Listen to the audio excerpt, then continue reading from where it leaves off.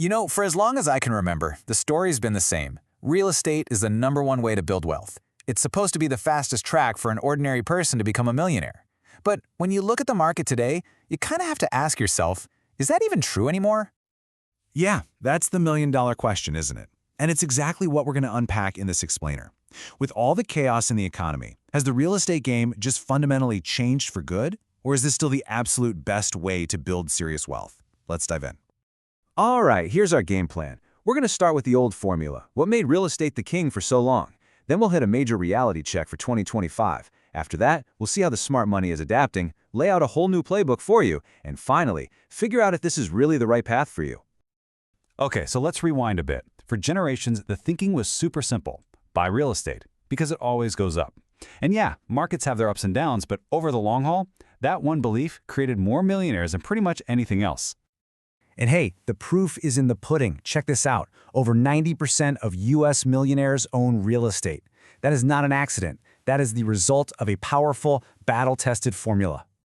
And this slide right here, this is the secret sauce. It was this perfect storm of 4 different power moves all working at once. You had appreciation, with your property just becoming more valuable over time. You had cash flow from tenants paying you every month. You had leverage, the magic of using the bank's money to control a huge asset. And, of course, the incredible tax breaks. This was the blueprint. But the question is, does it still work? Which brings us right to today. Because, let's be honest, the world of 2025 looks, well, a lot different. The easy money boom years are gone, and we're facing a brand new set of challenges. First up, the cost of just getting in the game. With mortgage rates hanging out around 7%, that power of leverage suddenly gets a whole lot more expensive. It cuts right into your bottom line. And on top of that, the price of admission has just gone through the roof. We're talking home prices jumping by about 40% in a lot of places since just 2020. I mean, that makes it ridiculously hard for anyone new to even find a way in. And okay, let's say you can somehow afford the high prices and the high rates. Good luck, because you're walking straight into a dogfight. The number of homes actually for sale is at historic lows, meaning you are fighting over scraps with tons of other buyers. Look, when you stack all of that up, it is completely understandable why so many people are just throwing their hands up. It really genuinely feels like the door of opportunity has been slammed shut. But here's the twist. The very best opportunities, they almost always show up when everyone else is running for the hills.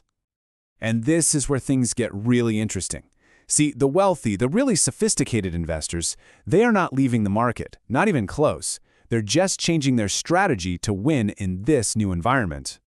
This quote right here, this is the entire mindset shift. Savvy investors aren't trying to predict the market's next move. They know real estate is a long game. Hard assets, like a building, are a shield against inflation. Because even while home prices might wobble, rents keep climbing, and that mortgage you have effectively shrinks over time. They're not playing for a quick buck. They're playing to win the war. So where are they actually putting their money? Well, they're laser-focused on assets that do well in this kind of economy. We're talking multifamily buildings for that steady, predictable cash flow. Short-term rentals in those cool lifestyle cities everyone wants to visit. And they're even buying up land for build-to-rent communities, especially in those booming Sunbelt markets. Yeah, let's talk about that Sunbelt surge for a second.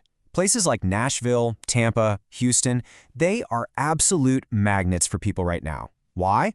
Lower taxes, friendly business environments, the whole remote work thing. This creates what I call a triple threat for building wealth. More people moving in, more jobs being created, and a massive demand for housing. The smart money always follows the people. Okay, so that's what the big guys are doing, but what about you? How can you actually put this stuff to work? Well, this brings us to the new playbook.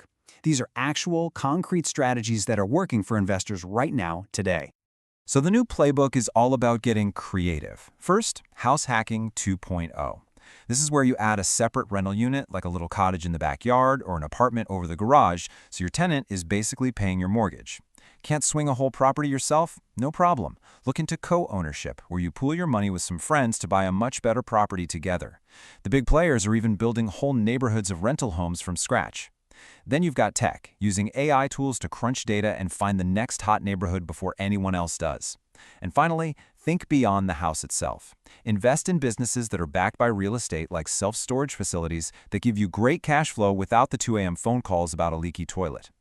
You see, the fundamental math of this whole game has changed. Back in 2020, it was all about speculation. You'd buy a house and just cross your fingers that the price would shoot up. In 2025, the name of the game is cash flow. The goal isn't a quick flip anymore, it's buying an asset like a duplex that pays you solid, stable income from the very first day. Real wealth now is about control and cash flow, not just chasing trends. All right, now we get to the most important part of this whole thing. We've seen the challenges, we've seen the new strategies, but you have to ask yourself a serious question. Is this game really for you? Because I promise you, it's not for everybody. Let's just be brutally honest for a second. If you absolutely hate dealing with people and tenants, if you're not disciplined with managing debt, or if you're looking for some get-rich-quick scheme, you are going to get crushed. Real estate is a game that rewards patience, building good systems, and using leverage smartly. It is the absolute wrong place to be if you want fast money. So, let's finally answer that big question we started with. Is real estate still the fastest path to wealth in 2025? The answer is yes. But, and this is a huge but, it's only for the people who are willing to adapt. The rulebook has been rewritten, but that core formula of leverage, cash flow, and appreciation, it's as powerful as it's ever been. This classic quote has never been more on the money. You know, the biggest mistake most people make isn't buying at the wrong time, it's never buying at all. The key is to get into the market with a smart, cash-flowing property and then just let time do all the heavy lifting for you. So, I guess the final question is really for you. Now that you know the new rules of the game, are you going to keep sitting on the sidelines watching other people build their wealth? Or are you going to adapt your strategy, find your own opportunity, and start building your own empire? The choice is yours.